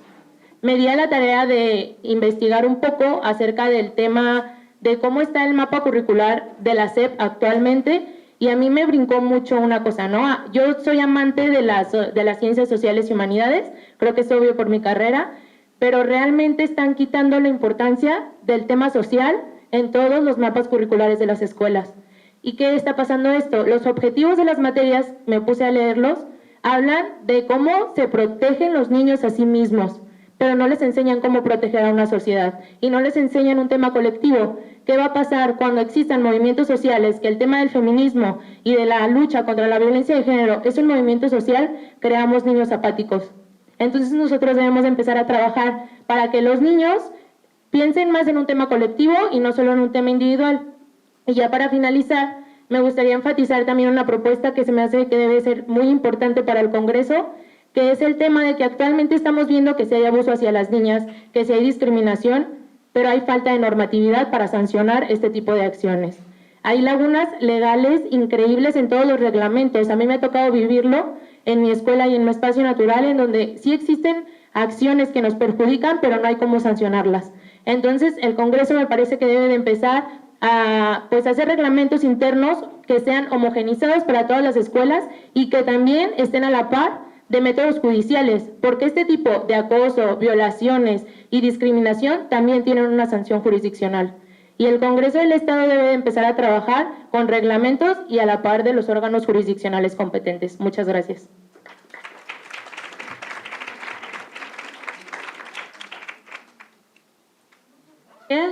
Y ahora le damos la palabra a Arturo Jacob de Santos. Él es integrante de YAG, Transformando tu Vida, Asociación Civil. Adelante. Recuerden que el amarillo es que les faltan 2 minutos y que el rojo es que les falta 1 minuto. Y que el tiempo de intervención es de 6 minutos. Estamos en el cierre, en el sprint final de este foro, así que bienvenido. Muchas gracias por la invitación. Creo que lo que acaba de comentar mi compañera es algo con lo que yo voy a seguir ahorita un poquito. Creo que es muy importante en esas cuestiones, cuando hayamos escuchado a muchas mujeres abordar de forma muy importante un tema, que también los hombres nos empecemos a hacer cargo de estas cosas. Así que yo voy a empezar a abordar un poco en esto, voy a ser también un poco breve. Cuando yo leí la Ley General de Educación, me pude percatar que la palabra masculinidad y tampoco feminismos se mencionaban en ninguna parte. Es de suma importancia hacer mención de estas palabras, no solo de su mención, sino de su significación. En este caso, la masculinidad es la forma en la que los hombres nos han criado y educado. Esto incluye, por supuesto, el sistema educativo, que reafirma la manera de pensar, sentir y comportarse de los hombres. Si queremos un sistema de justicia efectivo, es clave Es clave el combate a la violencia de género, pero para esto tenemos que tener en cuenta muchas violencias que estamos dejando de un lado. Y es necesario que sean erradicadas, y esto requiere del trabajo constante de la deconstrucción de nuestras masculinidades. Para esto es de suma importancia reconocer los micromachismos, que ya han hablado muchas compañeras referente a eso, entender cómo el conjunto de esas conductas aprendidas en entornos cotidianos, como la escuela, está reproduciendo la violencia, y que al ser desarrolladas cotidianamente se encuentran normalizadas. Necesitamos crear tiempo y espacios donde puedan visibilizarse y dialogarse esas actitudes violentas. Esto implica de un trabajo no solo de construcción de las violencias, sino de construcción de otras masculinidades y de resignificar lo que es ser un hombre. Es por eso, diputadas y diputados, ustedes que son responsables de elaborar las leyes y cambios institucionales, se están quedando cortos en la construcción de paz y equidad de género. Dado que se trata de un problema cuya raíz también es cultural, es por ello que el entorno educativo se torna vital para llevar a cabo la tarea de construir estas nuevas masculinidades alternativas. Las propias escuelas institucionalizan las masculinidades tradicionales y normalizan actitudes o estereotipos que distinguen a lo masculino de lo femenino. En este sentido, desde la acción y la educación, niños y jóvenes van construyendo su masculinidad en función de la negación de lo femenino y no como una afirmación del sujeto en su totalidad. Se tiene que trabajar en la construcción de nuevas masculinidades alternativas que contribuyan a generar entramados sociales sustentados en la apertura de comprensión y respeto. Partir del reconocimiento de la dignidad de la persona que se tiene a un lado, independientemente de su género, de manera que se formen como sujetos capaces de reconocer y normalizar la diversidad en vez de normalizar los estereotipos. Se debe también, como ya lo mencionaron otras compañeras anteriormente, educar a los maestros y sensibilizarlos en esas cuestiones. Las instituciones educativas pueden y deben ser espacios privilegiados para la resignificación de lo masculino, y más aún para la construcción de nuevas masculinidades alternativas. La tarea es urgente. Tenemos que replantear nuestra propia relación con las y los demás, desde nuestras violencias normalizadas, desde nuestra masculinidad tradicional. Educar no es una práctica neutral. Si el acto de educar es social, la práctica educativa no puede ser neutra, inamovible y apolítica. Cuando educamos, lo hacemos partiendo de valores y pensamientos propios, mediante los cuales deberían aparecer un compromiso ético y político de construir un mundo mejor, y superar de esta forma las posibles circunstancias y factores que lo dificulten. Gracias.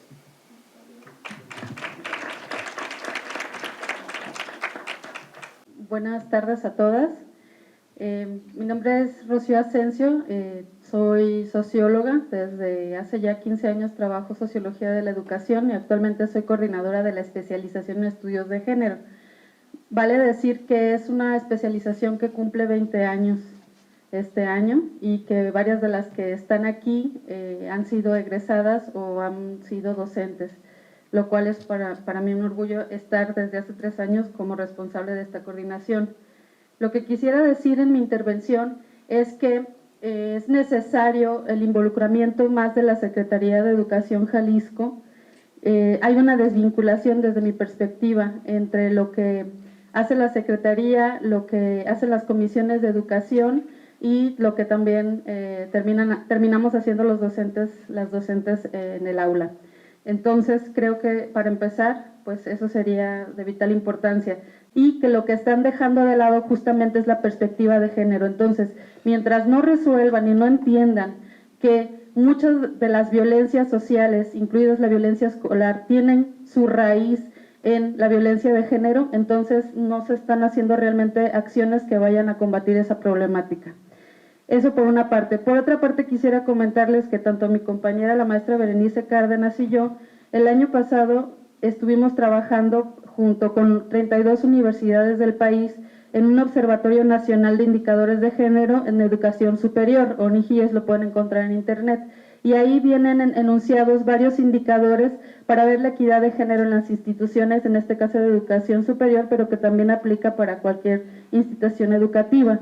Entonces, creo que la ley también tendría que incluir en algún lado, la verdad pues no soy abogada, no sabría cómo, esa es su tarea, que no solamente sean buenas intenciones, sino que uno de los indicadores es que haya presupuestos etiquetados, lenguaje incluyente en los libros de texto, legislaciones y protocolos específicos para atender y sancionar el acoso y el hostigamiento sexual. Esto también implica una unidad dentro de las instituciones, mínimo, o un personal asignado, porque después queda como en terreno de nadie, ¿no? Como si estamos por la equidad, pero no hay nadie que le dé seguimiento a estos temas en las instituciones. También es importante recalcar lo que comentaba mi compañera Alma Fuentes, que es que poco a poco son menos los docentes, los y las docentes propias de la Secretaría de Educación que se forman en la especialización en estudios de género.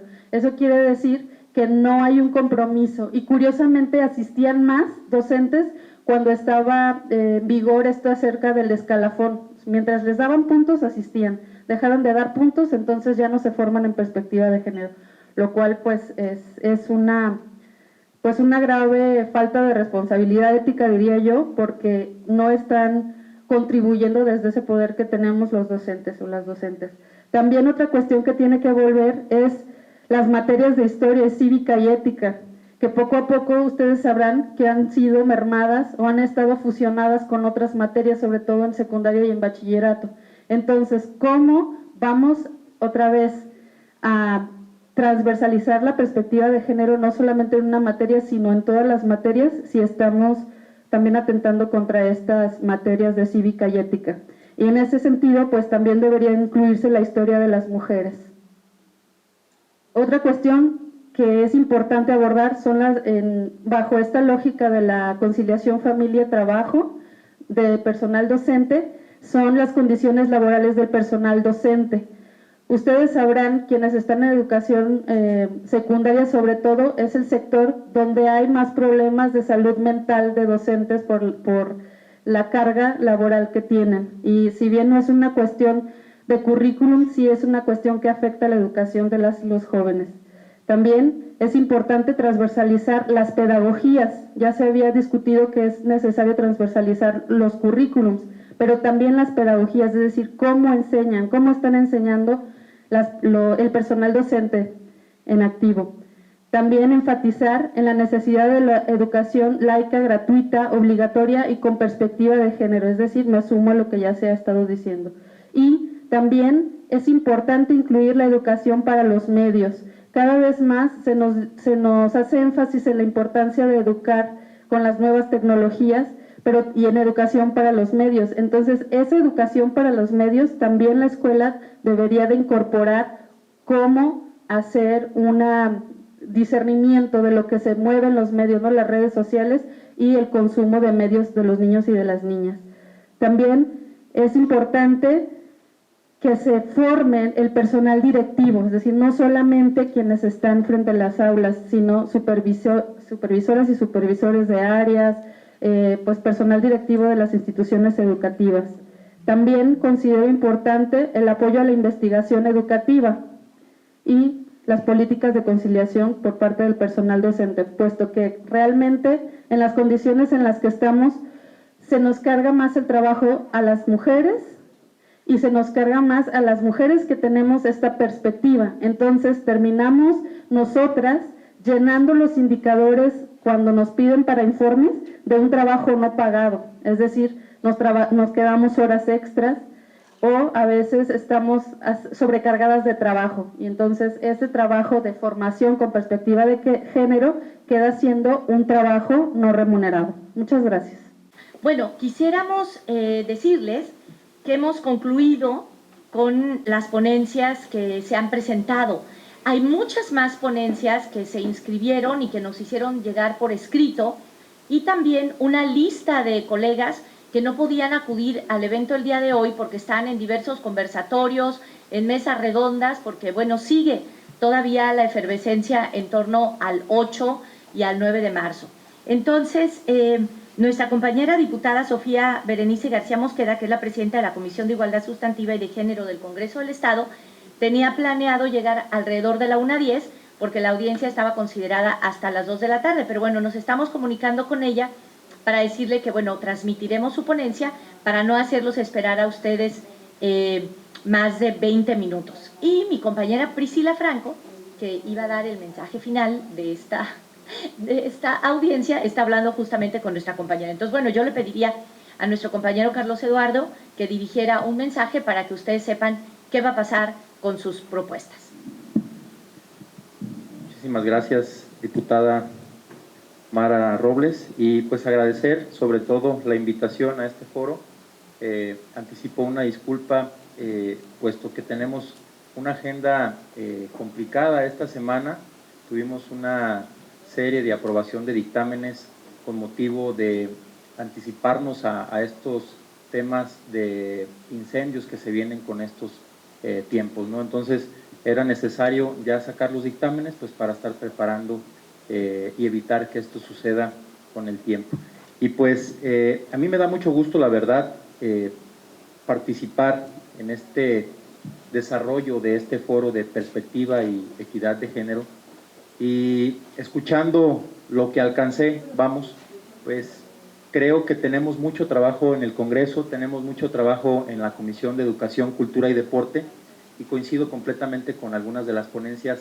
Hace falta tener un poco más de atención en muchos temas. Se hablaba de la equidad y perspectiva de género, de cierta forma las necesidades económicas que surgen a veces en el ámbito educativo, el que haga que abandonen sus estudios la mayoría de las mujeres, en este caso, el salario, que es a veces mucho más importante ya que la educación, por lo que se decía hace un momento también, hablar de sanciones más duras, más fuertes para poder lograr que se evite la violencia de género, los feminicidios, entre otras situaciones de las que hemos estado muy al pendiente durante el paso del tiempo.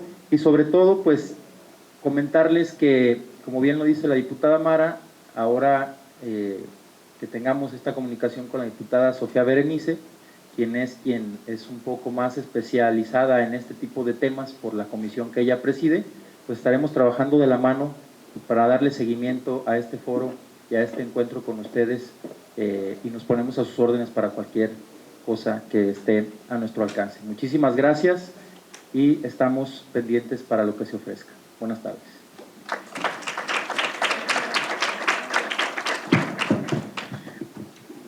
Buenas tardes a todas y a todos. Acabo de hablar con la diputada Sofía y les mandamos saludos. Se disculpa porque estaba ya, pues viene en camino, pero la verdad es que sí se va a tardar. Entonces, como bien decía mi compañero Lalo, pues estamos sumamente comprometidos para que todas las aportaciones que son muy valiosas, que cada una y uno de los 21 ponentes, según mi cuenta, dieron, y la verdad es que tendremos que hacer realmente un trabajo, como decía Mara, muy minucioso, donde podamos realmente convertir en propuestas de reformas, de artículos, o incluso adicionar a algunos artículos incisos para que puedan estar contempladas e incorporadas cada una de las cosas que ustedes nos vinieron aquí a compartir, porque son realmente, como decías, pues investigaciones que han hecho, realmente conocimientos que decidieron, o ideas incluso de la forma en la que lo vivimos todos los días, que nos vinieron a decir aquí. Y pues aquí está la comisión. Reconozco realmente todo el esfuerzo que se ha estado realizando para llevar a cabo estas consultas. No paran aquí, y yo creo que algo que dijeron aquí sumamente valioso es que justamente la perspectiva de género deberá de estar incorporada en cada una de esas mesas y de esas consultas que nos hacen falta por llevar a cabo. Así que de verdad, pues de mi parte, agradecerles a todas y a todos que se dieron el tiempo y que con ello además muestran su compromiso por la educación de nuestro estado. Así que vamos a hacer una referencia a nivel nacional y por qué no hacerlo también de manera internacional. Así que pues creo que con eso ya finalizaríamos, y pues Mara, siendo 12:49 del día 10 de marzo, podemos terminar ya los trabajos del día de hoy. Muchas gracias a todas y a todos.